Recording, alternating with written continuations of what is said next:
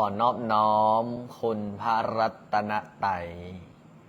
ขอถวายความเคารพพ่อแม่ครูบาอาจารย์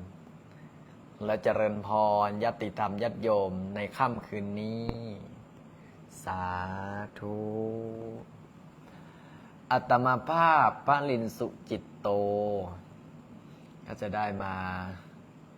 บรรยายธรรมะมาพาองค์ตนญาติโยมสวดมนต์ภาวนาขึ้นชื่อว่าการสวดมนต์ภาวนาฟังเทศน์ฟังธรรมก็เป็นการสร้างบุญสร้างกุศลเป็นการสร้างบุญสร้างบารมีให้กับเจ้าของเนาะมื้อนี้ก็ธรรมะที่พระอาจารย์จะมาบรรยายในมื้อนี้ก็คือธรรมะแบบปล่อยวางมื้อนี้จะเอาธรรมะแบบปล่อยวางมาสอนโยมพ่อโยมแม่โยมพี่ท่านใดฟังอยู่ทางใดฝากคอมเมนต์มาเด้อขอเจริญพรคุณโยมแม่ซีรัตดาอุตรนาคแม่ซีรัตดาจากนครศรีก็ติดตามมาแล้ว4 ปีแล้วสาธุเจริญพรและก็เจริญพรโยมกรโยมรัตไก่จันโยมสุนิสาสาธุค่าเนี่ยแล้วก็โยมแม่สมพรบุญเพ็งสาธุครับโยมบอกว่าแล้วก็โยมที่ภาษาอังกฤษ I am sorry เด้อพระอาจารย์อ่านภาษาอังกฤษอะไรโยมแม่บัวขาวโยมแม่อ้อสาวอ้อนแก้วโยมแม่หนูรักบุญเสิร์ชแม่หนูรักบุญเสถียรเหรอบุญเสถียรหรือบุญเสถียรนะอ่านภาษาไทยบอกเก่งก็ได้แม่คำปุณล้อมดาวกำลังติดตามเจ้าข้าแม่อุ่นเนาะสาธุโยมโยมตะนอมเหรอจากขอนแก่นข้าสาธุจากนอร์เวย์ภาพและเสียงชัดเจนดีโยมแม่เมตตานะพระอาจารย์จะได้ทักทายญาติธรรมญาติโยมเนาะต้องได้เอาขากล้องอีกอันหนึ่งเนาะจะได้บ่แสบตาเนาะแล้วก็คณะสายบุญสายญาติธรรมกรรมนมัสการจากสงขลาโยมปิยานีกับนมัสการพระอาจารย์จากสมุทรสาครโยมนิพาแย้มพรายโยมแม่ทองสุขโยมแม่สุวมานฟันอยู่ด้าน4เมืองนาไซทองสาธุเจริญพรโยมแม่ฟังจากกรุงเทพฟังบ้านนางมะไลศรีจากนนทบุรีค่ะสาธุเจริญพรโยมเอ็มออนนครปฐมสมเกียรติโยมเป็ดโยมแม่บุญมีโยมพี่พิทักษ์เนี่ยโยมพี่พิทักษ์โยมฟังจากนครปฐมนิพาแย้มพรายโยมอะไรนี่คาร์บอนใช่ไหมคาร์บอนโยมศรีประภาแล้วก็โยมลินชื่อเหมือนอาตมาภาพเลยโยมเพชรแพรวโยมวัยรุ่นสร้างตัวโยมแม่มาลิสากองวงไซมาลิสานี่แม่มาลิสาสาธุเจริญพรสาธุสุวรรณาจากเจียงไฮ้แม่สุวรรณาจากเจียงไฮ้โยมนุ้ยลือคำฐานเนี่ยแล้วก็โยมทาลิกาโยมนกนี่ทักทายกันก่อนกราบนมัสการพระอาจารย์สาธุเจริญพรนี่เอาทักทายกันอยู่บุญอะไรเนี่ยมหาสารคามแม่เดือนณภาจากมหาสารคามโยมแม่ดาจากอำเภอนี่จากโคราชนี่จากโคราชโยมบอยโยมเพชรแพรวจากสวรรณเขตโยมต้อยหมายดีจากโคราชค่ะ วิภาพรวิภาพรจังหวัดไหนทักทายกันก่อนเนาะกราบนมัสการจากนครสวรรค์สาธุโยมแม่อึ้งกราบนมัสการเจ้าค่ะอาจารย์สาธุโยมนานาโยมนานาโยมบังออนชัยยชัยภูมิชัยภูมิชัยโยมไพวันโยมแม่หนูรักฝนตกไหมน้อยอยู่ที่นุ่นนะ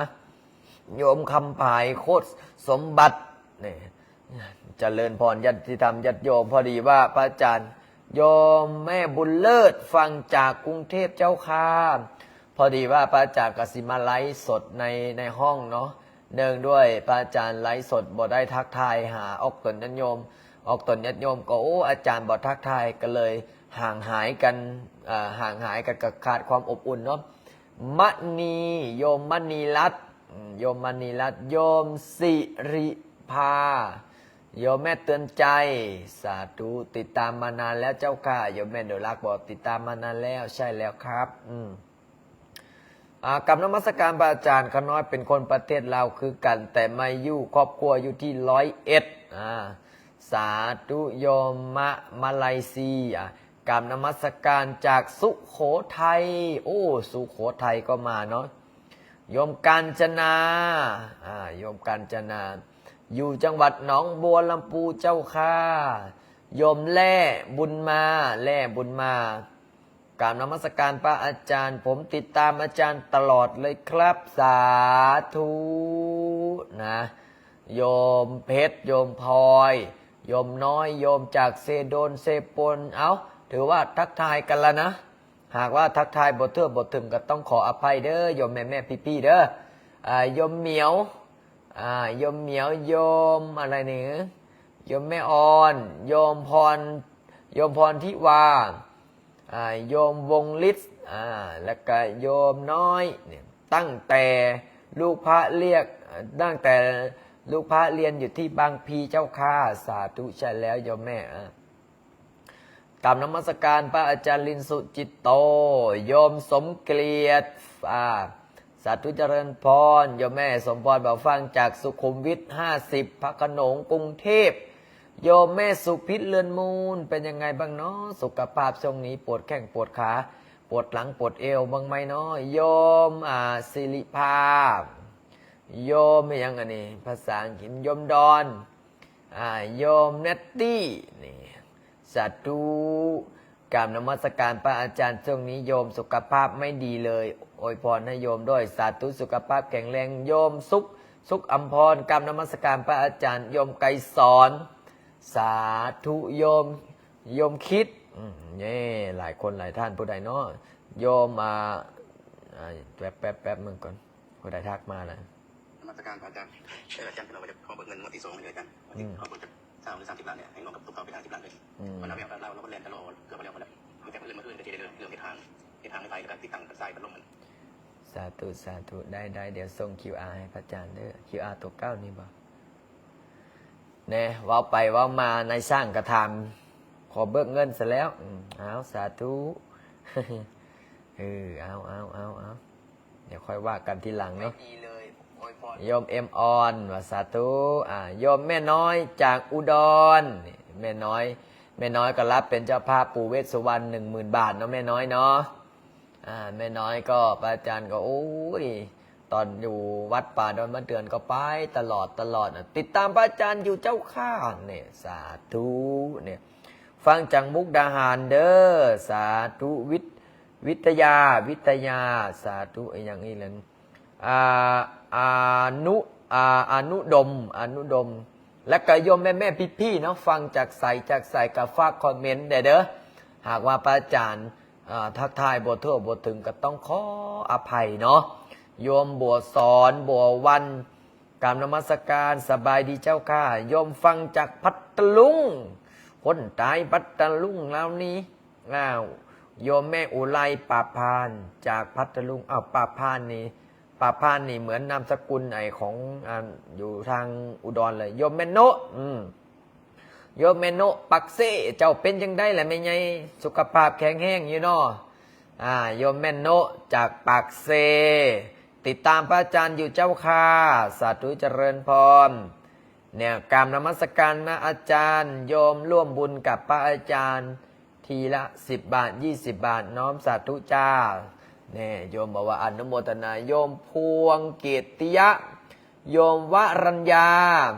นะวรัญญาและก็โยมเมะจังหวัดตราดโยมสุนทรลาปทุมธานีกราบนมัสการพระอาจารย์จากสวรรณเขตนี่สวรรณเขตโยมแม่ลับโยมอะไรช่อนผาสาธุโยมจุลีโยมพี่โจโจสุราษฎร์ธานีเนี่ยหนองบัวลำพูก็มานะก็ทักทายกันก่อนเนาะก่อนจะสวดมนต์ก่อนจะภาวนาก่อนจะฟังเทศน์ฟังธรรมเดี๋ยวโยมแม่สุขภาพแข็งแรงขอพรลูกภาพโอ้ยเจ้าอายุตะใดแล้วเนาะไม่ไงไม่ไงเจ้าอายุตะใดโยมผอ.สาครเป็นยังไงเนาะผอ.สาครเท่านี้ให้ผ่านพ้นวิกฤตเด้อเจ้าเด้อขอให้ได้เงินภายใน3 วัน7 วันเด้อเพียงสาธุเป็นแต่อีดูตนเพิ่นว่ากราบนมัสการพระอาจารย์ลินช่วงนี้บ่ค่อยสบายเจ็บแอวเจ็บอะไรนี่เจ็บแอวเจ็บเส้นเจ็บเอวเป้าให้ขน้อยได้หายได้เถอะโอ้โตคนมันเป้าเก่งปานนั้นมันก็บ่มีห้องหมอละขอให้หายได้เจ้าเด้อสาธุจากฝั่งไทยโยมจุรารัตน์โยมจุไลรัตน์สาธุโยมแม่อุไรโอ้หลายคนหลายท่านอยู่เนาะวันนี้พระอาจารย์ก็จะมาเทศนาเรื่องทุกสิ่งทุกอย่างเป็นของสมมุตินะของสมมุติขึ้นมาให้เฮานั้นได้เบิ่งได้ชมนะใช่ไหมญาติโยมญาติธรรมแม่นบ่จังหวัดตากดูทุกวันเลยโยมบุญบอกว่าดูทุกวันเลยสาธุนะตั้งแต่ติดตามพระอาจารย์ลินมา4 ปีแล้วสาธุโยมสาครมาแล้วครับนั่นสวดกระตังเงินล้านเด้อเจ้าเด้อผ่านพ้นวิกฤตเด้อเฮาเด้อสู้ๆอดทนเนี่ยทักทายกันก่อนสาวนครพนมกราบนมัสการพระอาจารย์ขน้อยพอออกปังทองเด้อสาธุชื่ออยู่เด้อมาเยี่ยมมายามกันได้พอออกปังทองเอ้ยจังใดช่วงนี้สุขภาพแข็งแรงดีบ่พอออกขันทองเพชรพาเพชรสาพาพรขน้อยติดตามพระอาจารย์ทุกมือทุกวันสาธุพอออกกงเข้ามาบ่เนาะพอออกกงญาติตามญาติโยมโอ้โยมแม่สีใหม่โยมแม่สีใหม่แล้วก็แม่นสาธุเนี่ยหารเสริมสวยเพิ่นได้นี่นะโยมปอมใส่ยัดลาดคณะใส่บุญใส่ญาติตามได้ทักได้ทายกันโยมแม่ประนอมมาหรือยังนี่แม่ประนอมแม่ละอยังโมเห็นแม่พานี่ต้องตามสายบุญเรามาฟังเนาะวันนี้ก็ฟังเป็นกำลังใจบางคนก็ว่าโอ้ยมาฟังพระอาจารย์ลินว่าสั่นมาเบิ้งอาจารย์ลินเป็นกำลังใจโยมพี่อ้อมจากหนองบัวลำพูเป็นยังไงเจ้าเรียกงานไปจะได้ละได้อยู่บ่เส้นสัญนอกสัญญาโยมแม่ก็ได้ร่วมบุญกับลูกพระตามกำลังศรัทธาจ้าสาธุเนี่ยโยมบอกว่าโยมพรสวรรค์ญาติธรรมญาติโยมพ่อโยมแม่ก็ทักทายกันเนาะถ้ามีโอกาสได้มาเยี่ยมมายามเด้อโยมพ่อโยมแม่โยมพี่เด้อสาธุพระอาจารย์จากขอนแก่นจ้านครเน็ตล่มเจ้าค่ะโอ้แม่ละอบอกว่าอยู่ที่นู่นเน็ตไม่ดีขออภัยถ้าเน็ตไม่ดีเดี๋ยวฟังเทศฟังธรรมสักข้อเนาะสาธุนะโมตัสสะภะคะวะโตอะระหะโตสัมมาสัมพุทธัสสะนะโมตัสสะภะคะวะโตอะระหะโตสัมมาสัมพุทธัสสะนะโมตัสสะภะคะวะโตอะระหะโตสัมมาสัมพุทธัสสะขอนอบน้อมแด่องค์สมเด็จสัมมาสัมพุทธเจ้าขอนอบน้อมพระธรรมคำสั่งสอนขอนอบน้อมพ่อแม่ครูบาอาจารย์ผู้ปฏิบัติดีปฏิบัติชอบตามพระธรรมวินัยคำสั่งสอนพระพุทธเจ้า ขอเจริญพรออกตนญาติโยมในค่ำคืนนี้อาตมาภาพพาลินสุจิตโตก็จะได้มาเทศนามาบรรยายให้โยมพ่อโยมแม่โยมพี่คณะสายบุญสายยติธรรมผู้ที่สนใจในศีลในธรรมเขามารับฟังพระธรรมเทศนาก่อนรับก่อนนอนเนาะธรรมะรายการก่อนนอนเพศพระอาจารย์ก็ได้เทศนาหลายเรื่องหลายอันพันอย่างเป็นต้นว่าการปล่อยวางการทำบุญในทานการสวดมนต์ภาวนาจำศีลปฏิบัติธรรมเพราะว่าหลายคู่หลายคนเนาะก็สนใจในศีลในธรรมแต่การสอนศีลการสอนธรรมของครูบาอาจารย์แต่ละแต่ละองค์อาจจะบอกคือกันแต่จุดประสงค์จุดเป้าหมายคือกันนะทักษะการสอนกลยุทธ์การสอนนะวิธีการสอนอาจจะบอกคือกันแต่จุดประสงค์นี่เพื่ออย่างเพื่อให้ออกตนนั้นโยมนี่นะอยากได้บุญอยากได้กุศลอยากได้บุญอยากได้บารมีอยากให้เห็นศีลอยากให้เห็นธรรมอยากให้เห็นสวรรค์นิพพานนะพอออกไม่ออกตนญาติโยมทั้งหลายคนเฮานี่นะอยู่นำกันใช้ชีวิตร่วมกันบนโลกใบนี้อยู่บนโลกใบนี้คืออย่างคือเฮามาใช้ชีวิตเสร็จเรียบร้อยเฮากับสละห่างกายของเฮาไปนะเฮามาอาศัยห่างกายของเฮาอาศัยห่างกายของเฮามีอย่างใดอาการ32มีหูมีตาจมูกลิ้นกายใจตับไตไส้พุงเลือดเส้นออกเส้นเอ็นเกสาโลมานะขาตันตาตะโจหนังเล็บฟันแคลศีลหนังมังสาทุกสิ่งทุกอย่างเป็นแค่ของสมมุตินะบ่แม่นตัวบ่แม่นตนของเฮาได้โยมพ่อโยมแม่พระพุทธเจ้าเพิ่นสอนไว้ว่าเอาแม่นบ่บางคนก็ยังบอกเข้าใจเอาบ่แม่นตัวบ่แม่นตนคือว่าของก็น้อยนี่เวลาเฮายิกนี่คือว่าเจ็บเอาบ่เสื้อเราเจ้าเฮ็ดไว้แม่ห้ามบ่ให้เจ้าแก้นี่เฮ็ดได้บ่เฮ็ดบ่ได้นะตอนสมัยครั้งพระพุทธกาลนะโยมพ่อโยมแม่นะบางคนก็ยอมรับสภาพตัวเองบ่ได้พระพุทธเจ้าเพิ่นสอนนะบางคนก็ยอมรับสภาพตนเองบ่ได้ว่าพระพุทธเจ้าเพิ่นตัดปฐมเทศนาว่าเรื่องทุกขังอนิจจังอนัตตานี่โดยเฉพาะคนที่มั่งมีคนที่ร่ำรวยก็รับสภาพความเป็นจริงที่เกิดขึ้นบ่ได้พระพุทธเจ้าเพิ่นตัดปฐมเทศนาหลายๆบทหนึ่งในนั้นก็คือทุกขังอนิจจังอนัตตาคนเฮาเกิดมานี่นะโยมพ่อโยมแม่นะเกิดมาปุ๊บนี่ทุกสิ่งทุกอย่างทรัพย์สินสมบัตินี่นะเฮาหาเอาไม่แม่นบ่โยมพ่อโยมแม่เฮาสังเกตนะเฮาเกิดมานี่ตั้งแต่น้อยเนี่ยให้เอาแง่นี่เฮาบ่ได้อุ้มเงินอุ้มคำมาได้บ่ได้อุ้มรถอุ้มล่างบ่ได้เอาหยังมาจักอย่างนะบ่ได้เอาหยังติดตัวมาจักอย่างเพราะว่าหยังเอามานำบ่ได้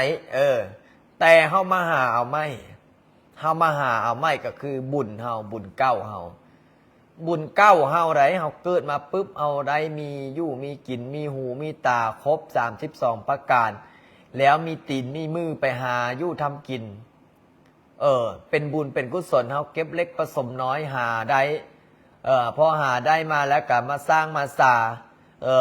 พอมาสร้างมาสาก็แต่งครอบแต่งครัวแล้วก็ออกแม่แพร่ลูกไปทุกสิ่งทุกอย่างผลสุดท้ายมาเป็นยังไงเฮาก็อัตทานไปทรัพย์สินสมบัติทั้งหมดทั้งมวลก็มอบให้เป็นของลูกของหลานมอบให้เป็นของคนต่อไปเฮาก็มีแต่เอาบาปกับบุญเท่านั้นที่จะเอาติดตัวเข้าไปได้ทรัพย์สินสมบัติมวลทรัพย์สินสมบัติร่างกายของเฮาเอาไปนั้นบ่ได้แม้กระทั่งร่างกายของเฮาเนี่ยเขายังเอาไปเผาเขายังเอาไปฝังเฮาอย่าคิดว่าตัวเองนี่ว่าโอ้ค่อยนี่บ่แก้ค่อยนี่บ่เท่าค่อยนี่หัวผมบ่งอกอย่าคิดว่าหัวบ่งอกเด้อขนาดพระอาจารย์นี่นะเริ่มละได้โยมพ่อโยมแม่พระอาจารย์ก็เริ่มละได้อายุ28 29แล้วได้ใกล้สิ30แล้วแม่นหยังเริ่มหูบ่ไม่ออกบ่แม่นเริ่มหัวงอกได้เริ่มผมล้านนี่ล้านลงมันคิดลายได้เนาะ คิดจะได้เนาะสิหาปัจจุปัจจัยมาสร้างวัดสร้างวายคิดจะได้เนาะสิได้ศีลได้ธรรมมาสอนโยมพ่อโยมแม่เมื่อคืนนี้ก็นั่งสมาธิภาวนาจนฮอด11-12 โมง1 โมง 2 โมงกลางคืน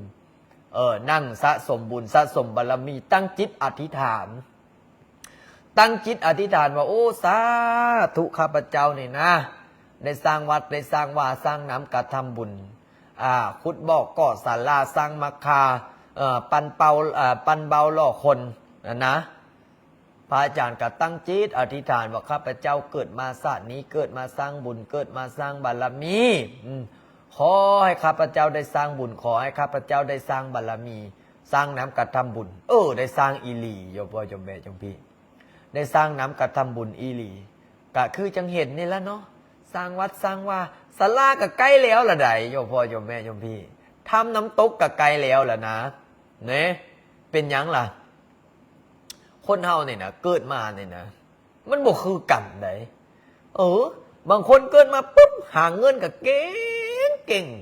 แต่เก็บไว้ผลสุดท้ายมาเป็นจะได้บ่ได้ใช้เงินนะแต่บางคนนี่คือพระอาจารย์นี่บ่มีเงินแต่ได้ใช้เงินได้ใช้เงินอยู่ไสพอออกไม่ออกเอามาถวายเนาะบางคนก็มีจิตศรัทธาบางคนก็คือว่าคือพระอาจารย์บอกคือพระอาจารย์บอกนะโยมพ่อโยมแม่เข้าวัดนี่นะบางคนก็เข้าไปฟังเทศฟังธรรมเข้าขอพ่อขอพรเข้าขอโชคขอลาบบางคนก็หอบใบสนกสดินมาเห็นบ่มือก้อนหันไม่ออกนึ่งหอบใบตะดอกตะดินมาอธิษฐานขอพรเราเป็นนี้เป็นสินหลายเราเลยแล้วว่าพระอาจารย์เป็นยังอยากจะขายเราว่าตอบจะได้งูบ่เราว่าอยากได้เงินว่ะเอาเป็นยังอยากได้เงินโอ้บ่อยากได้เป็นนี้เป็นสินหลายก็เลยมาอธิษฐานเลยได้ขายให้เราพระอาจารย์ว่าเนี่ยขายแพงหลายเนี่ยขายแพงหลายมันได้ขายไว้ได้ขายอีหลีบางคนก็ประจาว่ามาขอพรขอโชคขอลาบขอลายอันพันย่างนะโยมกิ้งนะโยมแม่พี่นะบางคนก็มาขอลายอันพันย่างคือความเชื่อของแต่ละคนเนี่ยนะพระพุทธเจ้าบอกว่าขอจังใดกันแล้วแต่เฮาต้องลงมือเฮ็ดเฮาต้องลงมือทำพระพุทธเจ้ามันยังบอกว่าอัตติหิอัตโนนาโถโกหินาโถปโรสิยาอัตนาหิสุทันเตนะตนแลเป็นที่พึ่งของตนบุคคลใดเล่าจะเป็นที่พึ่งของเฮาได้นี่ในเมื่อเฮาคืออาจารย์เคยบอกเคยสอนนั่นแหละเฮาขอพรปุ๊บกลับไปเฮาก็ต้องขยันทำมาหากินเป็นบ่โยมเกสรเนี่ยโยมแม่เกสรเกวินเนี่ยอยู่ฝรั่งเศสมันน้อยนี่นะฝากปัจจุปัจจัยมากินมาทานนำไปจานกันหลายครั้งหลายคราวนี่ก็สีมาอีละได้นี่เนี่ยโยมแม่ประนอมกับมาแล้วโยมแม่พี่เขามาแล้วพระอาจารย์ยังบอกว่าทุกสิ่งทุกอย่างเนี่ยเป็นของสมมุติที่เฮาใส่อย่างเสื้อผ้าอาภรณ์เครื่องยู่ของกินทุกสิ่งทุกอย่างเนี่ยมันเป็นของสมมุติที่เฮาสมมุติขึ้นมาแม่นบ่โยมแม่อ้อยบุภาผลสุดท้ายมากะอันตรธานไปผลสุดท้ายมันกะทุกขังอนิจจังมันเป็นของสมมุติที่เฮาเฮ็ดสมมุติในเฮาใส่ซื่ออย่างเงินก็คือการเห็นบ่เฮาได้มาปุ๊บเป็นจะได้สมมุติซื่อนะมันสมมุติขึ้นมาว่าเอาไปซื้อข้าวซื้อน้ำทั้งที่เงินน่ะมันกินบ่ได้เงินคำกินบ่ได้แต่เอาไปเปลี่ยนเป็นข้าวปลาอาหารได้ย้อนอย่างย้อมสมมุติให้มันมีค่าขึ้นมาพอมีค่าขึ้นมาปุ๊บกลับไปแลกไปเปลี่ยนเห็นบ่พอออกอะเอาเงินนั้นไปเปลี่ยนเป็นรถตู้มาอย่างดักกะย่าได้เจ้าอย่าให้เขายึดรถตู้ได้สู้ๆเด้อพอเด้อนะขับรถตู้มาลาวขับรถตู้พาท่องเที่ยวขับรถตู้พาสายบุญไปทั้งนั้นทั้งนี้บ่มีเงินกะเก็บเล็กผสมน้อยพอได้ใส่น้ำมันเนี่ยนะของสมมุติของสมมุติขึ้นมาให้เฮาได้ใช้เฮาได้สอยเฮาได้ใช้จ่ายแต่ทุกสิ่งทุกอย่างพระพุทธเจ้าเพิ่นยังบอกว่าหนีบ่พ้นซึ่งความตายหรือว่าสิ่งที่เกิดขึ้นมาแล้วก็ตั้งอยู่รับดับไปเป็นธรรมดานะสมัยก่อนเนาะสมัยพระพุทธเจ้าเฮายังมีชีวิตอยู่ตอนเพิ่นไปแสดงธรรมโปรดสรรพสัตว์ทั้งหลายก็คือโปรดออกตนญาติโยมเป็นชาวเมืองรัศคือเมืองสาวัตถีเมืองกุสินารา เมืองลุมพินีหลายๆเมืองที่พระพุทธเจ้าเราได้ไปโปรดไปแสดงธรรมเพิ่นก็สอนธรรมะสอนธรรมะไอ้คนนี่นะหูจักทำมาหากินหูจักพึ่งพาตนเองนะหูจักทำมาหากินหูจักพึ่งพาตนเองบ่ให้หลงไหลในความงามบ่ให้หลงไหลในสิ่งที่ของสมมุติคือพระอาจารย์นี่แหละ Facebook เนาะทาง Facebook ทาง TikTok นี่รวมๆกับ 3-4 ล้านคนเนี่ยพระอาจารย์ก็เอาของสมมุติซื่อๆของสมมุติขึ้นมาซื่อๆเป็นของสมมุติให้เฮาได้เบิ่งหาได้ใช้ซื่อๆผลสุดท้ายมากะปล่อยวางไปบางคนก็ถามว่าอาจารย์คือบอกปล่อยวางตอนนี้ตอนนี้เฮายังสร้างวัดสร้างวาเด้ให้ได้สร้างให้ได้สร้างแล้วก้อนเนาะอย่างนี้พระอาจารย์สิสร้างซุ้มประตูคงในอนาคตข้างหน้านี่สิสร้างพระอาจารย์ที่ปวารณาตั้งจิตอธิษฐานไว้หนึ่งสิสร้างท้าวเวสสุวรรณสร้างประตูคงสร้างพระพุทธรูปสร้างศาลงสร้างศาลาเขาก็วางแผนไว้นะเขาวางแผนไว้คนเฮาน่ะถ้าเฮาเมื่อเฮามีจุดหมายนะแม่นบอกโยมพ่อโยมแม่โยมพี่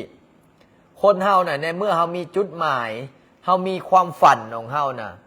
สมมติว่าเฮาฝันไว้ว่าเฮาอยากเฮ็ดสิ่งนั้นสิ่งนี้เฮาเฮ็ดจังได๋เฮาต้องตั้งเป้าหมายบางคนบ่มีจุดหมายในชีวิตโยมพ่อโยมแม่โยมพี่ฟังเด้อบางคนนี่บ่มีจุดหมายในชีวิตใช้ชีวิตไปวันๆผลสุดท้ายมาเป็นจังได๋บ่มีความสุขนะลองเบิ่งเด้อโยมพ่อโยมแม่โยมพี่เด้อพระอาจารย์สิบอกคนเฮานี่นะต้องตั้งเป้าหมายชีวิตไว้ให้มีเป้าหมายในชีวิตเฮาจังเฮ็ดเวียกด้วยความสุขบางคนบ่มีเป้าหมายในชีวิตเฮ็ดไปซื่อๆเฮ็ดไปละนะเฮ็ดไปซื่อๆเฮ็ดไปละบ่มีความหมายเฮ็ดหยังก็บ่มีความหมายแต่ถ้าผู้ใดมีเป้าหมายในชีวิตนี่นะสมมติว่าพอออกไม่ออกอยากได้ของสิ่งใดสิ่งหนึ่งอยากได้ของสิ่งใดสิ่งหนึ่งพอออกไม่ออกให้จะได้เริ่มให้จะได้เก็บเงินแม่นบ่ต้องเก็บเงินตอนเงินไว้แล้วก็มีเป้าหมายไว้เฮาถึงจะเก็บเงินอยู่แล้วพอเก็บเงินมาได้แล้วปุ๊บให้จะได้เฮาเอาเงินนั้นไปฝากธนาคารก็ดีเอาไปป้อนไว้ในกระปุกออมสินก็ดีหรือว่าเก็บไว้ในตู้เซฟก็ดี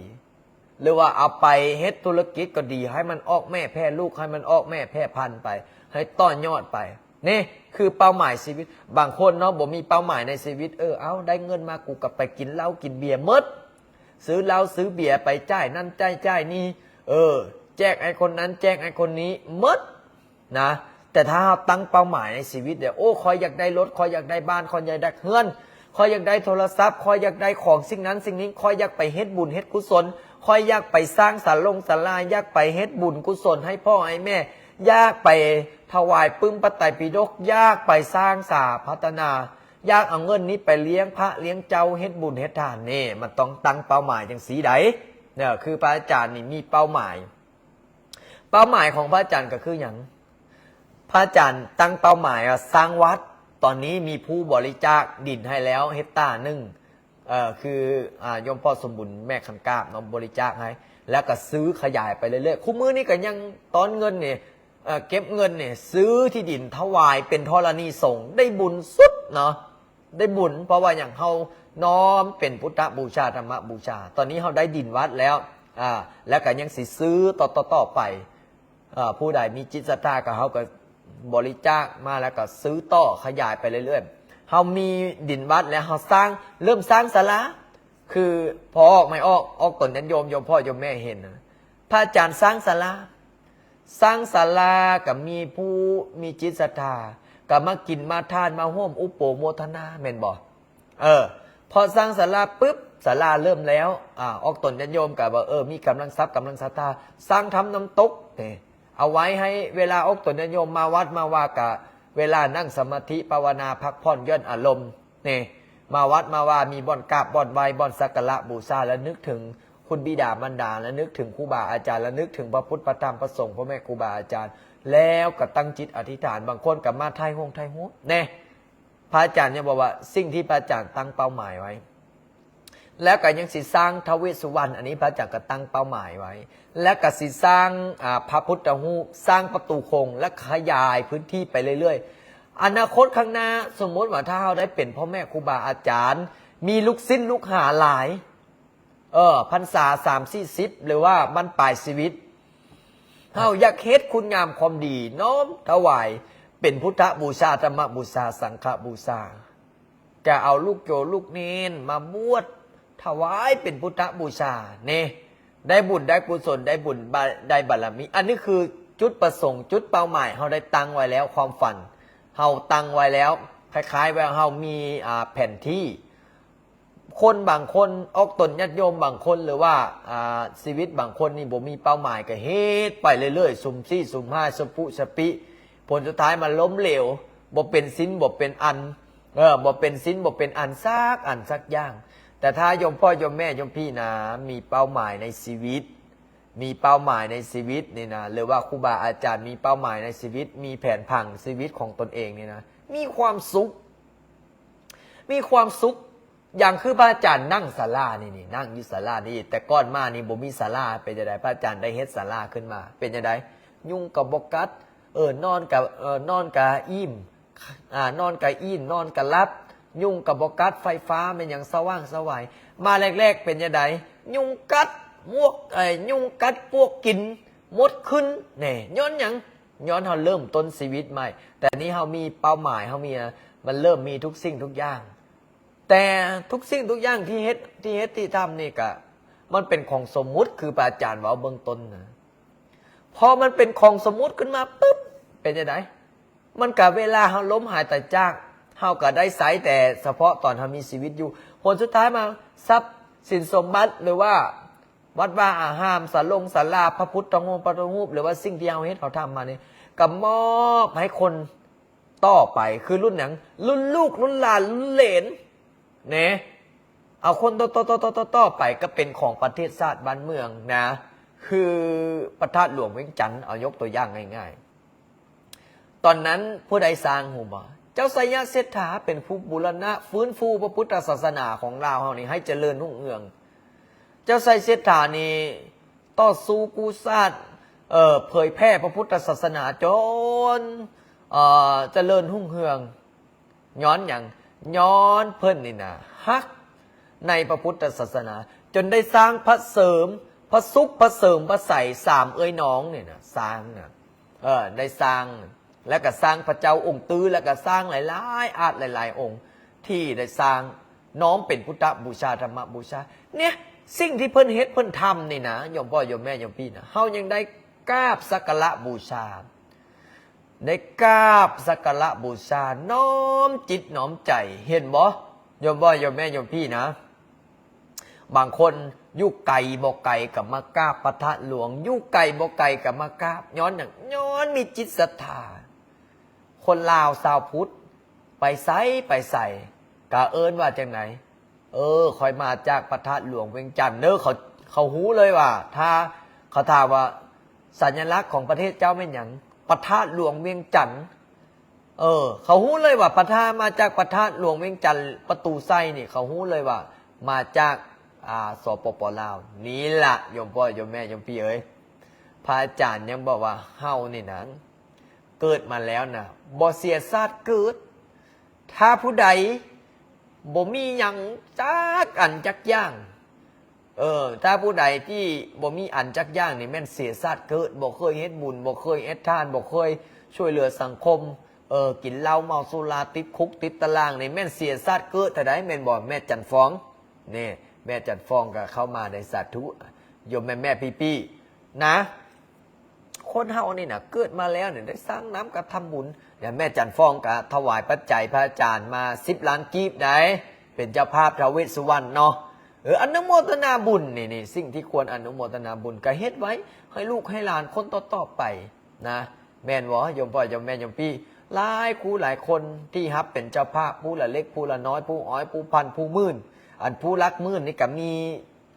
เบื้องก่อนพระอาจารย์เบื้องก่อนได้จะคนละผู้รักหมื่นอันนี้คือว่าเรื่องท้าวเวสสุวรรณนะเบื้องก่อนเด้อมีที่พระอาจารย์เขียนมานี่โอ้แม่จันฟองนี่แม่จัน ได้12 คนได้12 คน ถ้าผู้ใดรายชื่อตกหล่นก็ต้องขออภัยเด้อแม่เด้อโยมแม่เมตตาโยมแม่เดือนโยมแม่สิริโยมแม่สุวมานโยมแม่ตำแหน่งโยมพี่ดาวโยมแม่บุญมีแม่ออกคำโยมแม่แมวโยมแม่ภูมิลินโยมแม่น้อยหนองคายโยมแม่จันฟองอันนี้ได้12 ท่านแล้วยังอีก8 ท่านเนาะยังอีก8 ท่านแล้วก็โยมแม่โมเนี่ยนะนี่โยมแม่โมพร้อมได้นี่เมืองเขียนใส่ซื้อซะก่อนโยมแม่โมกับแม่แมวนี่2เอ้ยน้องฝาแฝกนี่โอ้ยพระอาจารย์เห็นบุญอย่างกะห่วมตลอดนะนี่โยมแม่โมเด้อบ่ตกขบวนบุญได้นี่แม่โมแม่โมยัง7 คนเนาะยัง7 เจ้าภาพบัดนี้ก็ได้ก็สิค่อยหาทีละเล็กทีละน้อยยัง7 เจ้าภาพบางคนว่าอาจารย์ข้าน้อยก็ขอเกาะขอห้อยขอห่วมอุปโมทนาอันนี้เจ้าภาพใหญ่เนาะเจ้าภาพหลักหมื่น7 คนยังเหลือ7 คนกะค่อยว้าวค่อยเป็นค่อยไปนั่นแหละค่อยว้าวค่อยเป็นค่อยไปอาจจะมีเจ้าภาพผู้เล็กผู้น้อย หากว่ารายชื่อตกหล่นก็ต้องขออภัยนะทักบอกพระอาจารย์ได้ผู้ใดที่บอกโอ้อาจารย์ข้าน้อยก็ได้ครับโยมก็รับเป็นเจ้าภาพแล้วแต่ยังไม่มีชื่อของโยมนี่ก็กราบนมัสการพระอาจารย์ท้าวเวสสุวรรณองค์ละเท่าใดโอ้แพงอยู่ไหนองค์แพงอยู่ไหนเบิ่งก่อนมีโยมพี่ท่านหนึ่งอยู่ตั้งประเทศกระทักมาอยู่นี่เบิ่งก่อนใส่ละนี่เบิ่งก่อนสาธุฟังเบิ่งก่อน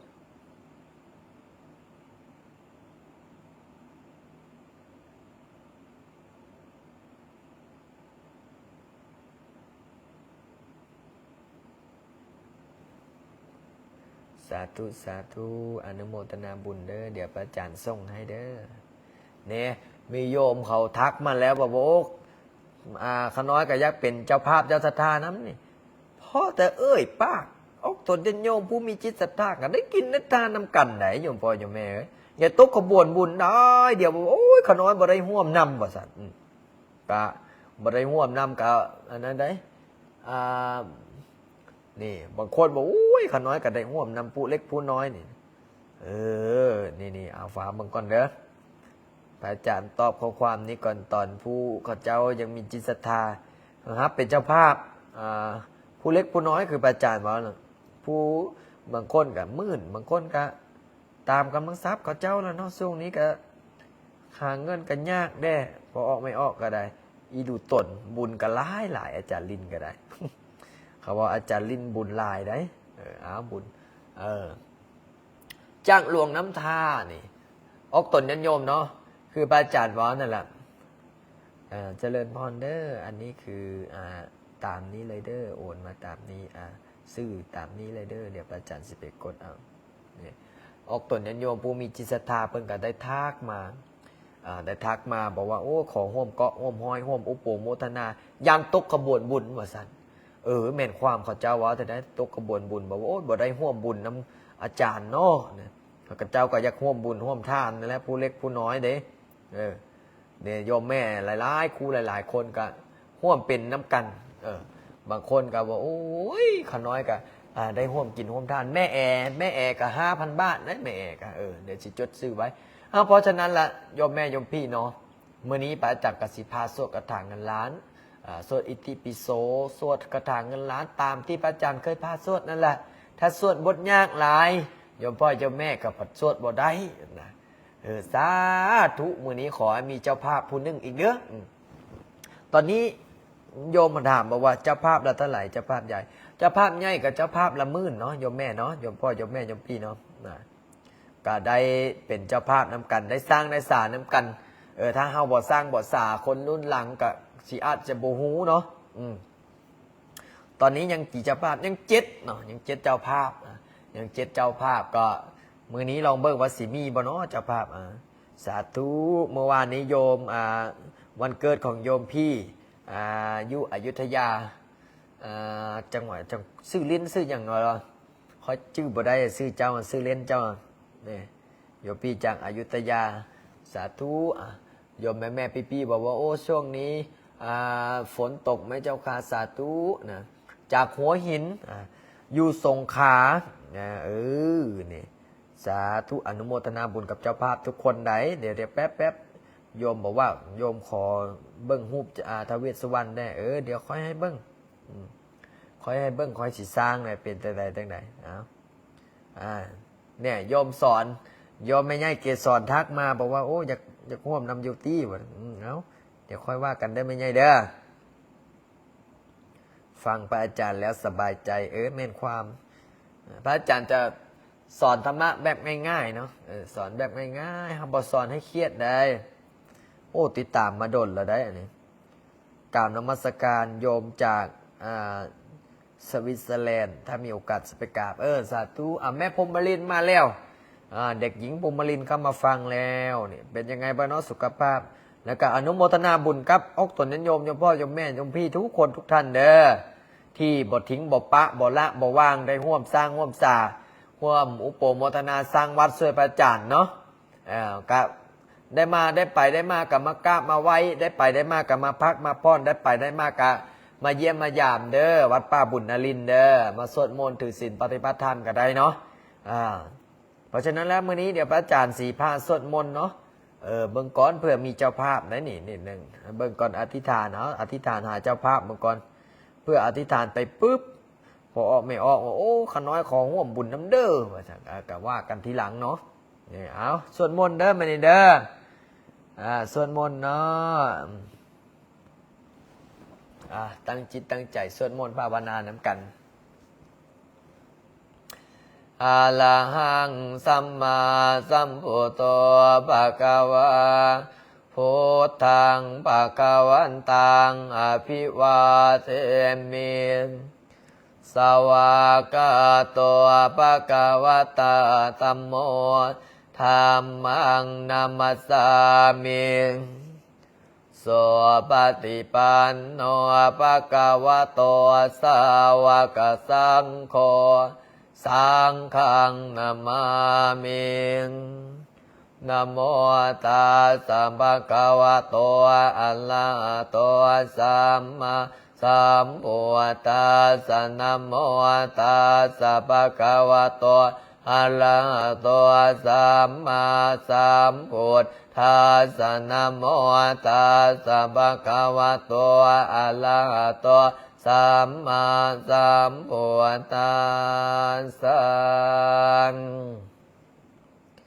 พุทธังสารนังคัสสามิธัมมังสารนังคัสสามิสังฆังสารนังคัสสามิทุติยมปิพุทธังสารนังคัสสามิทุติยมปิธัมมังสารนังคัสสามิทุติยมปิสังฆังสารนังคัสสามิตติยมปิพุทธังสารนังคัสสามิตติยมปิธัมมังสารนังคัสสามิตติยมปิสังฆังสารนังคัสสา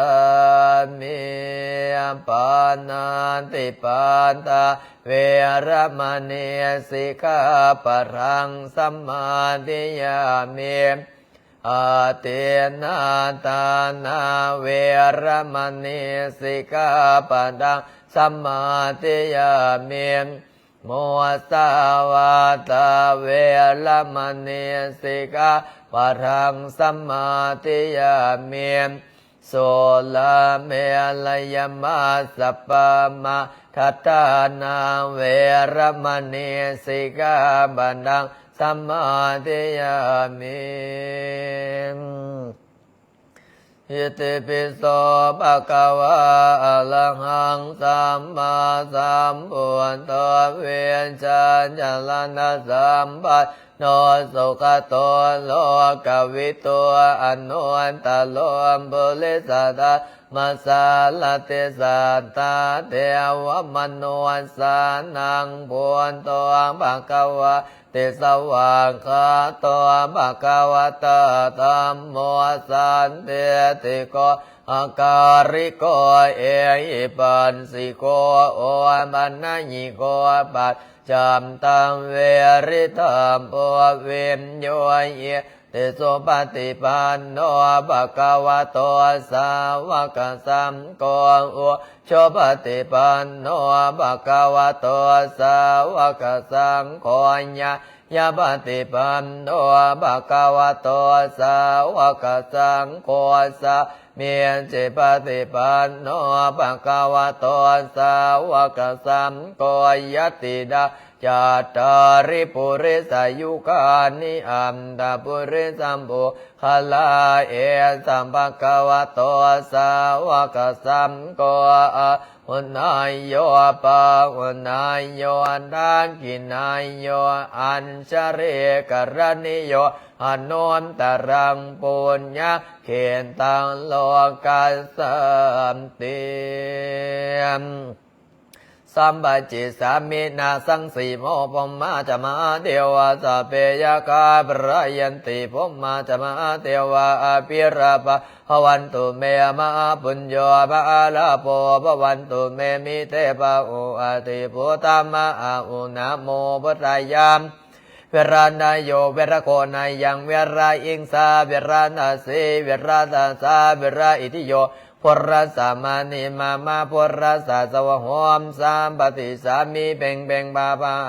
ลือเลอสามปัจเจสามีนาสังสีโมปมาจะมาเทวาสาเปยกะพรายัมติปมาจะมาเทวาอัมเปียราปาปวันตุเมมาปุญโยมมาลาโปภวันตุเมมิเตบะโหอติโพธามาอุนะโมพุทธายาวิลาตาโยวิลโคนายังเวราหิงสาเวลาตาสีเวลาตาสาเวลาอิติโยปุระสัมมานิมาปุระสาสวะโหมสัมปติสามีเป่งเป่งบาบาลือเลอสัมปจิตสามีนาสังสีโมพมมาจะมาเทวาสเปยคาบรยันติพมมาจะมาเทวาอภิราปาภวันตุเมมาปุญโยมมาราโภภวันตุเมมิเตปะอุอาติปุตตมะอุนะโมพุทธายาวิลาตโยเวลโคนายังเวลาอิงสาราตสีวิลาตาสาเวราอิทิโยปุระสัมมานิมาปุระสาสวะโหมสัมปติสามีเป่งเป่งบาบาลือเลอสัมปจิสามีนาสันสีโมปมาจะมาเทวาสเปยกาปรายัมติปมาจะมาเทวาอภิราภาภวันตุเมมาปุญโยมาราโภภวันตุเมมิเตปะโหอติปุตตมะอุนะโมพุทธายามเวลาตาโยเวลโคนายังเวราอิงสาเวลาตาสีเวลาตาสาเวลาอิทิโยปุระสัมมานิมาปุระสาสวะโหมสัมปติสามีเป่งเป่งบาบาลือเลอสัมปจิตสามีนาสันสีโมปมาจะมาเทวาสเปยคาบรยัมติปมาจะมาเทวาอภิราปาภวันตุเมมหาปุญโยมาราโภภวันตุเมมิเตปะอุอติโพธามะอุนะโมพุทธายาเวราตโยเวลโคนายังเวราอิงสาเวรานาสีเวรานาสาเวราอิทิโยปุระสัมมานิมาปุระสาสวะโหมสัมปติสามีเป่งเป่งบาบาลือเลอสัมปจิตสามีนาสังสีโมปมาจะมาเทวาสเปยคาปรยันติปมาจะมาเทวาอภิลาภาภวันตุเมมาปุญโยมหาลาโภภวันตุเมมิเตปะโออาติพุตตมะอุนะโมพุทธายาเวลาตาโยเวลโคนายังเวราอิงสามเวลาตาสีเวลาตาสาเวราอิทิโยปุระสัมมานิมาปุระสาสวะโหมสัมปติสามีเป่งเป่งบาบาลือเลอสัมปจิตสามีนาสังสีโมปมาจะมาเทวาสเปยคาบรยัมติปมาจะมาเทวาอภิราภาภวันตุเมมาปุญโยมาลาโภภวันตุเมมิเตปะอุอติโพธามะอุนะโมพุทธายาเวลาตาโยเวลโคนายังเวลาอิงสาเวลาตาสีเวลาตาสาเวลาอิทิโยปุระสัมมานิมาปุระสาสวะโหมสัมปติสามีเป่งเป่งบาบาลือเลอสัมปจิตสามี นาสังสีโมปมาจะมาเทวาสัพเพยกาบรายัมติปมาจะมาเทวาอาภิลาภาภวันตุเมมาปุญโยมาราโปภวันตุเมมิเตปะโหวติโพธามาอุนะโมพุทธายามเวลานาโยเวลาโคนายังเวลาอิงสาเวลาตาสีเวลาตาสาเวราอิทิโยปุรัสสามานิมาปุรัสสะสวะโหมสัมปติฉามิเพ่งเพ่งบาบาเลือเลอสัมปจิสามินาสังสีโมปมาจะมาเทวาสัพเพยคาปรายัมติปมาจะมาเทวาอาภิราภามภวันตุเมมาปุญโยมาราโปภวันตุเมมิเตปะโหติพุทธามาอุนะโมพุทธายามวิรันโยวิลโกนายังวิราอิงตาวิราตาสีวิราตาสาวิราอิติโยปุรัสสามานิมาปุรัสสะสวะโหมสัมปติฉามิเพ่งเพ่งพาบาเลอะเลออิติปิโสวิเศษอิเศษพุทธนามิอิเมนาพุทธตันโสอิโสตังพุทธปิติอิติปิโสวิเศษอิเศษพุทธนามิอิเมนาพุทธตันโสอิโสตังพุทธปิติอิติปิโสวิเศษอิเศษพุทธนามิอิเมนาพุทธตังโสอิโสตังพุทธปิติอิติปิโสวิเศษอิเศษพุทธนามิอิเมนาพุทธตังโสอิโสตังพุทธปิติอิติปิโสวิเศษอิเศษพุทธนามิอิเมนาพุทธตังโสอิโสตังพุทธปิติอิติปิโสวิเศษอิเศษพุทธนามิอิเมนาพุทธตังโสอิโสตังพุทธปิติอิติปิโสวิเศษอิเศษพุทธนามิอิเมนาพุทธตังโสอิโสตังพุทธปิติข้าพเจ้าระลึกถึงคุณพระพุทธเจ้าคุณพระธรรมคุณพระสงฆ์คุณบิดามารดาครูบาอาจารย์จงมาดลบันดาลให้ใจของข้าพเจ้าจงรวมลงเป็นสมาธิพุทโธธัมโมสังโฆพุทโธธัมโมสังโฆพุทโธธัมโมสังโฆพุทโธพุทโธพุทโธพุทโธลำดับต่อไปให้โยมพ่อโยมแม่โยมพี่นั่งสมาธิภาวนาหายใจเข้ายาวๆพุทหายใจออกยาวๆโท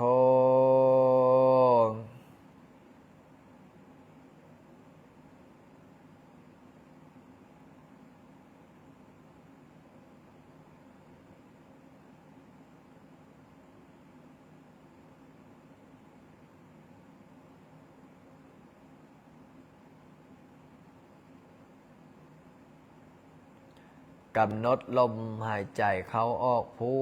ทโธพุทโธพุทโธอยู่ในใจเด้อโยมพ่อโยมแม่เด้อมื้อนี้ก็ขออนุโมทนาสาธุบุญกับโยมพ่อโยมแม่โยมพี่คณะสายบุญสายยติธรรมพระอาจารย์จะได้มาเทศนาสั่งสอนว่าด้วยห้างกายของเฮานี้ในเมื่อตอนมีชีวิตอยู่กระสวยสดงดงามจบงามน่าชื่นชมน่าเอ็นดูแต่พอในเมื่อเฮาสิ้นลมหายใจไปแล้วห้างกายของเฮาก็บ่มีผู้ใดปรารถนาบ่มีผู้ใดอยากได้บ่มีผู้ใดอยากจับบ่มีผู้ใดอยากบ่ายย้อนว่าความตายมันมาถึง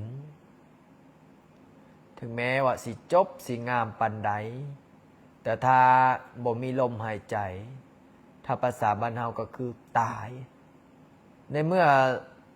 บ่มีลมหายใจหรือว่าตายไปแล้วบ่มีผู้ใดที่จะประสงค์ที่จะ ลื่นลมสมชอบบ่มีผู้ใดอยากได้บ่มีผู้ใดอยากอยู่นำในสมัยครั้งพุทธกาลเนาะโยมพ่อโยมแม่โยมพี่มีนางสิริมา นางสิริมานี่เป็นสาวงามประจำเมืองนางสิริมานี่เป็นสาวงามประจำเมืองประจำแขวงประจำจังหวัดประจำประเทศถ้าภาษาบรรณายุคนี้สมัยนี้ก็คือนางงามระดับประเทศนางสิริมานี่ก็คือเฮ็ดอาชีพโสเภณีเฮ็ดอาชีพขายตั๋วเศรษฐีพ่อค้าเห็นนางสิริมานี่ก็คือต้องซื้อและก็ใช้บริการนางสิริมานี่คืนหนึ่งหลายพันกหาปณะค่าตั๋วของนางสิริมาเนี่ยที่นี้ก็เป็นที่พวกเศรษฐีพวกพ่อค้าสาวขายก็เป็นที่นิยมของพวกนี้บัดนี้ก็มีพระองค์หนึ่งเนาะมีพระองค์หนึ่งก็ไปบิณฑบาตเป็นพระบวชใหม่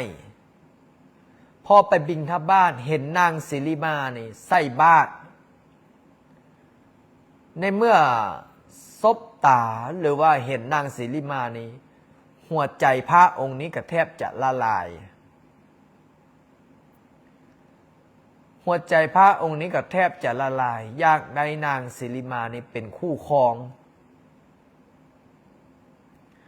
พออยากได้นางสิริมานี้เป็นคู่ครองกับเมื่อฮอดกุฏิวิหารกินบ่ได้นอนบ่หลับเป็นเวลาหลายมื้อหลายวันนางสิริมานี่ตอนที่ใส่บาตรทำบุญกับพระเนี่ยเนื่องด้วยนางสิริมานี่ป่วยก็เลยบั้นปลายชีวิตอยากเฮ็ดบุญก็เลยทำบุญใส่บาตรพอทำบุญใส่บาตรปุ๊บผ่านไป 3-4 วันนางสิริมานี่สิ้นพระชนม์หรือว่าตายหรือว่าหมดลมหายใจในเมื่อนางสิริมานี้ตายสิ้นลมหายใจพระเจ้าพิมพิสารก็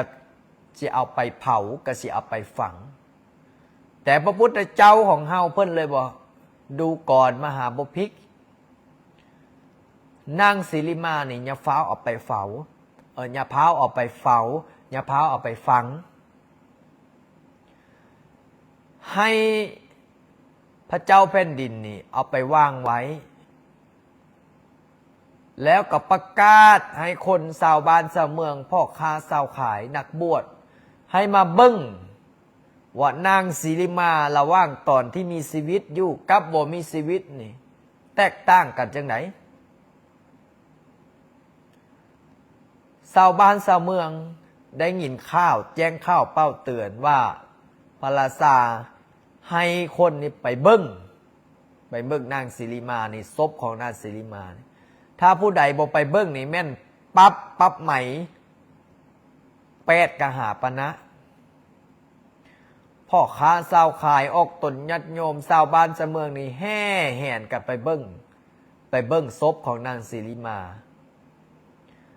ในเมื่อได้ยินข้าวแจ้งข้าวเป้าเตือนนี่ข้าวก็ไปฮอดหูของพระภิกษุองค์นั้นที่บวชใหม่นะโอ้ยเฮาสิได้ไปเบิ่งไปเห็นนางสิริมาแล้วเนาะพอไปเบิ่งไปเห็นศพหรือว่าคนตายได้ 3-4 มื้อมันก็เริ่มแมงวันเริ่มตอมเริ่มขึ้นอืดศพเริ่มดำเริ่มมีกลิ่นพระราชาก็ให้ทหารนี้ประกาศว่าเอาตอนที่มีชีวิตอยู่นางสิริมานี่นะพ่อค้าชาวขายเศรษฐีแม้กระทั่งทหารสันผู้ใหญ่เสนาอามาตย์ก็ยากจะ ลื่นลมสมซอบกับนางศิริมายอมจ่ายมื้อละหมื่นมื้อละแสนกหาปณะแต่มื้อนี้พระราชาบอกว่ามีบ่ผู้ใดสิซื้อนางศิริมานี่ตอนนี้ประกาศขาย 1,000 กหาปณะพวกพ่อค้าสาวขายพวกพ่อค้าพาณิชย์เสนาอามาตย์เศรษฐงเศรษฐีก็ว่าโอ้ยอม 1,000 กหาปณะนี่บ่ซื้อลดลงมาเหลือ500 กหาปณะก็บ่ซื้อลดลงเหลือ100 กหาปณะก็บ่มีคนซื้อบ่มีคนเอาบ่มีคนอยากได้บัดนี้พระราชาพระเจ้าพิมพิสารก็เลยบอกว่าเอาให้ฟรีมีผู้ใดอยากได้บ่ทหารกับประกาศขึ้นให้ฟรีก็บ่มีผู้ใดอยากได้พอบ่มีผู้ใดอยากได้พระพุทธเจ้าเพิ่นก็เลยแสดงธรรมว่านี่แหละร่างกายของเฮาเต็มไปด้วยของอสุภะอสุพังเต็มไปด้วยของสกปรกโสโครกมีน้ำเลือดน้ำแดงน้ำเลือดน้ำดีน้ำมูกน้ำลายอาหารไม่อาหารเก้าไส้น้อยไส้ใหญ่ตับไตพังพืชประกอบโดย32ประการในเมื่อหมดลมหายใจไปแล้วก็บ่มีผู้ใดต้องการในเมื่อสิ้นลมหายใจไปแล้วก็บ่มีไผต้องการบ่มีผู้ใดอยากลื่นลมสมซอบบ่มีผู้ใดอยากอยู่ไกลพระพุทธเจ้าเพิ่นก็เลยได้แสดงธรรมทุกขังอนิจจังอนัตตาคนเฮาเกิดมาล้วนแต่ตายล้วนแต่สิ้นลมล้วนแต่อันตรธานไปพระพุทธเจ้าเพิ่นก็เลยได้ตัดธรรมเทศนาแสดงธรรมเทศนาทุกขังอนิจจังอนัตตาให้เห็นกับหูเห็นกับหูเห็นกับตาได้ฟังกับหูได้ดูกับตาเห็นจะเห็นแจ้งว่าร่างกายของเฮานี้ในเมื่อหมดลมหายใจไปแล้วบ่มีผู้ใดที่จะต้องการแม้กระทั่งครอบแม้กระทั่งครัวแม้กระทั่งลูกแม้กระทั่งหลานสิ่งที่ติดตัวไปได้ก็คือบุญคือกุศลคือบุญคือบารมีและกับบาปเท่านั้นที่จะติดตัวไปได้เพราะฉะนั้นแล้วโยมพ่อโยมแม่โยมพี่ทั้งหลายอย่างที่พระอาจารย์ได้บอกไว้ว่าทุกสิ่งทุกอย่างเป็นของสมมุติขึ้นมาซื่อๆให้เฮาใช้ในชีวิตให้เฮาใช้คุ้มค่าในชาตินี้สัตว์หน้าเฮาอาจบ่ฮู้ว่าเฮาตายแล้วเกิดแล้วตายเฮาสิได้เกิดเป็นหยังองค์สมเด็จสัมมาสัมพุทธเจ้าเพิ่นยังบอกว่าคนเฮานี่เปรียบเสมอเหมือนกับดินในปัตตภีกับดินในปลายเล็บคนที่ได้มาเกิดนี่เปรียบเสมอเหมือนดินในปลายเล็บคนที่ตกนรกมกไหม้นี่เปรียบเสมอเหมือนบินในดินในปัตตภีเพราะฉะนั้นแล้วโยมพ่อโยมแม่โยมพี่ทั้งหลายสิ่งที่เอาไปได้สิ่งที่ติดตัวไปได้ก็คือบุญคือกุศลคือบุญคือบารมีเมื่อนี้โยมพ่อโยมแม่โยมพี่ได้ไว้พระหับศีลสวดมนต์และกับภาวนาแล้วได้ฟังเทศน์ฟังธรรมครบองค์ประกอบแล้วเนาะก็ถือว่าเป็นบุญเป็นกุศลขอให้โยมพ่อโยมแม่โยมพี่คณะสายบุญสายญาติธรรมทั้งหลายมีความสุขมีความเจริญมีความสุขมีความเจริญในศีลในธรรมโดยทุกคนโดยทุกท่านเอวังก็ด้วยประการลัสนี้ขอเจริญพรสัพเพสัตตาสัตตาโหนตุอเวราสุขาชีวิโนขอให้สัตว์ทั้งหลายจงเป็นผู้บ่มีเวรต่อกันและกันจงเป็นผู้ดำรงชีพอยู่เป็นสุขทุกเมื่อเถิดกะตังปุญญังปรังไมหังสัพเพปาคีพระวันตุเตขอให้สัตว์ทั้งสิ้นนั้นจงเป็นผู้มีส่วนได้เสวยผลบุญอันที่ข้าพเจ้าได้บำเพ็ญแล้วนั้นเถิดอะระหังสัมมาสัมพุทโธภควาพุทธังภควันตังอภิวาเทมิสวากขาโตภควตาธัมโมธัมมังนัมมัสสามิสุปฏิปันโนภควโตสาวกสังโฆสังฆังนะมามิสาธุขออนุโมทนาบุญกับโยมพ่อโยมแม่คณะสายบุญสายญาติธรรมทุกคนทุกท่านที่เข้ามา ฟังรายการธรรมะเพชรพาลินสุจิตโตในมือนี้ก็สมควรแก้เวลาพระอาจารย์กสิได้ปิดไลฟ์เพราะว่ากสิได้พักผ่อนเนาะในนั่งสมาธิภาวนานี่ส่วนลูกโจลูกเนนคือเฮียนหนังสือเด้อเพราะว่าพระอาจารย์กสิได้ปรับเวลาเนาะนี่ลูกโจลูกเนนนี่เฮียนหนังสือ